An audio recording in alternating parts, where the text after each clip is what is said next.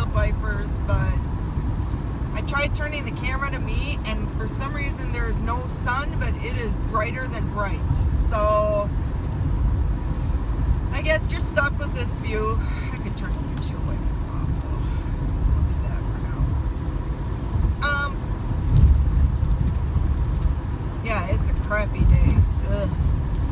So today is Tuesday, April 4th, 2017. And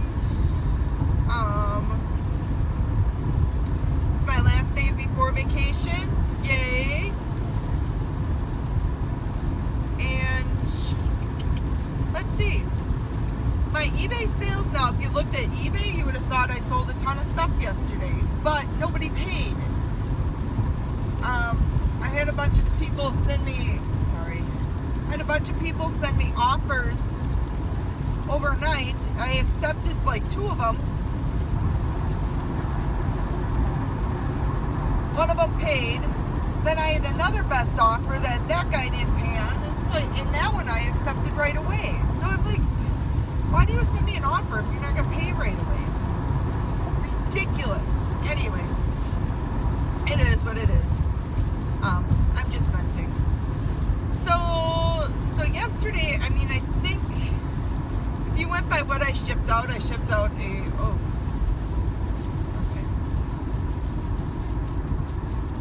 All right, traffic alert.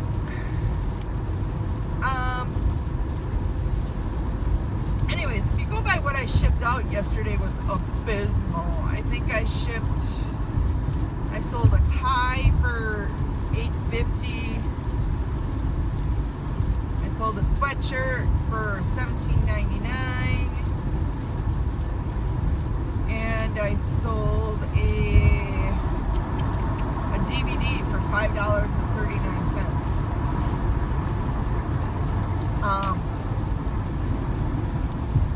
Yeah, so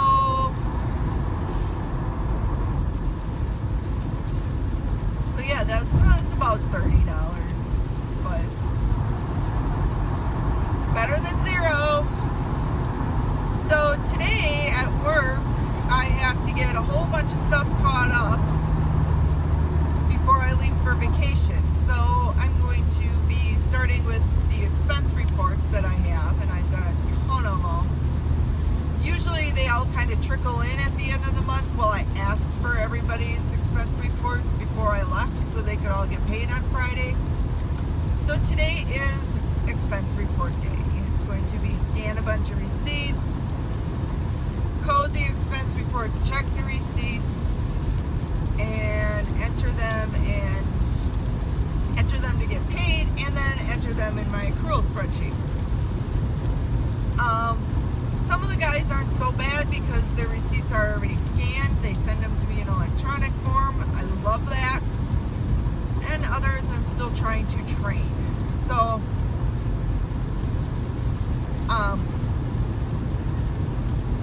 yeah, we'll see how that goes. Let's see.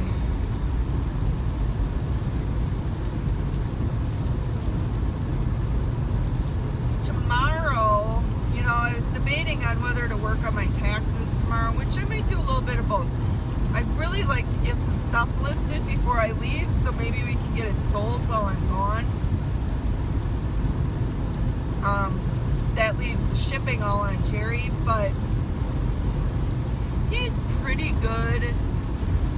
I'll leave a computer home for him so he can ship labels from the computer, and then we just usually will go on FaceTime and I kind of walk him through how to do everything. So and he's done this before, and he kind of knows where everything is, so that helps.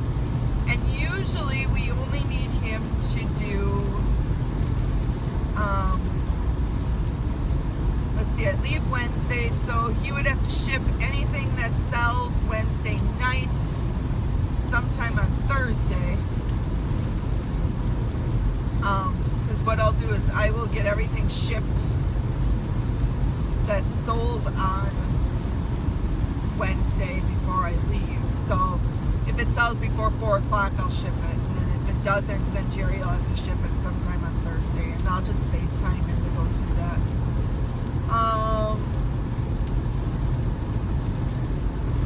Let's see. So that's, and then whatever sells on Thursday, he will ship Friday morning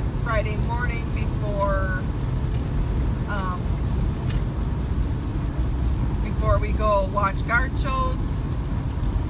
And he usually, and then anything that sells on Friday, technically I don't have to ship till Monday, so then I'll ship those when I get back on Monday. In the past it hasn't been a lot, but I've got more listings now, and if I get a bunch of sandals and stuff listed this weekend or tomorrow, then it might be more. But I really would like to get some of that stuff listed so I can get it sold. So, which, that makes sense. And, you know, we've been selling some of that stuff here, and, you know, the sandals have been going really good because it's becoming, and then my t-shirts, the Paw Patrol t-shirts sell really well, and these are all brand new with tags. And then my Minions t-shirts, those kind of died off a little bit, but I was selling those really good for a while. I don't know if someone else is selling knockoffs or they've undercut me or whatever. I might need to readjust my pricing.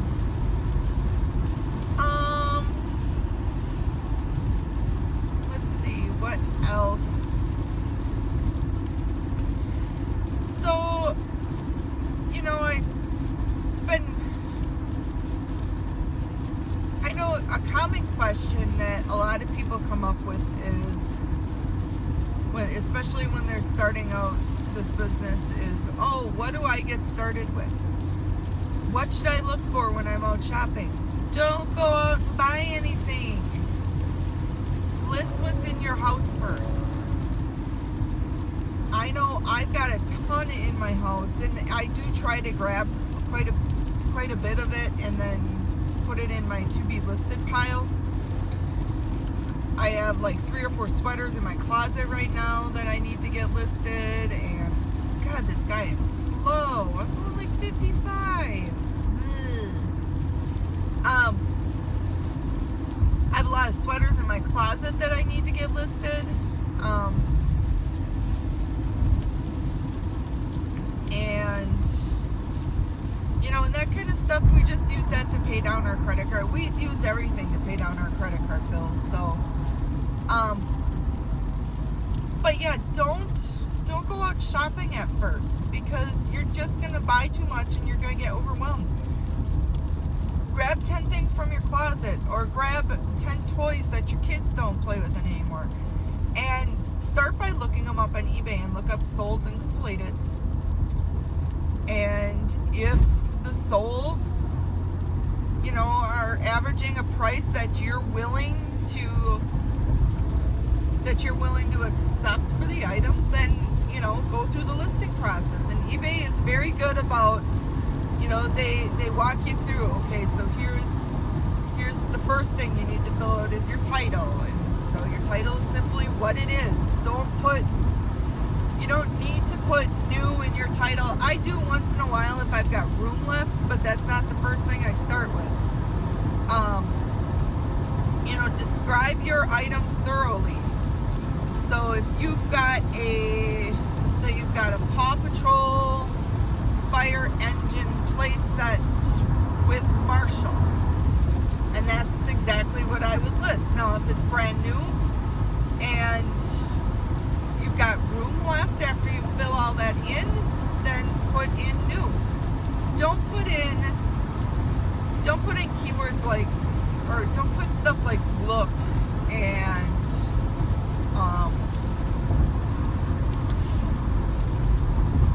what's the other one that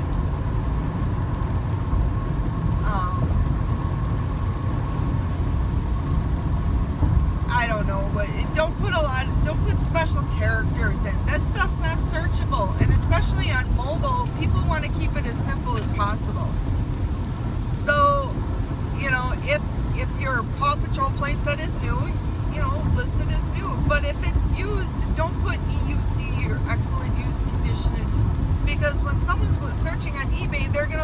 for Paw Patrol Firehouse playset, and that's probably all they're going to put in.